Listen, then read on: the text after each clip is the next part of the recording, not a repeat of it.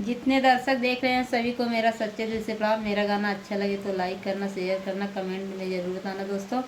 दोस्तों वीडियो ज़रूर देखते हैं लेकिन लाइक शेयर नहीं कर रहे हैं। लाइक शेयर करने का ध्यान जरूर दें दोस्तों। ढूरैया आंगने में फूलवा के बटोरैना नदी, ढूरैया आंगने में फूलवा के बटोरैना नदी। 4 महीना नदी गरमी का दिनवा के डोलावैना नदी, के डोलावैना नदी। तोहरे भैया बिने बेनियावा के डोलावैना नदी, तोहरे भैया बिने बेनियावा के डोलावैना नदी। ढूरैया आंगने में फूलवा के बटोरैना नदी, ढूरैया आंगने में फूलवा के बटोरैना नदी।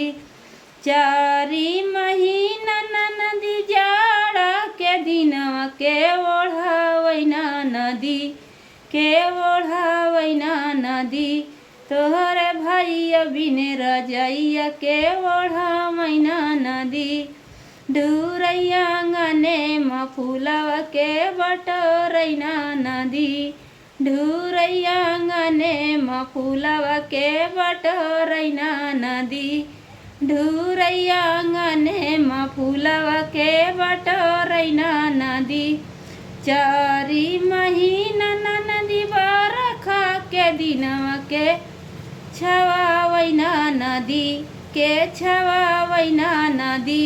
तोहरे भैया बिने बंगालवा के छवावैना नदी, तोहरे भैया बिने बंगालवा के छवावैना नदी।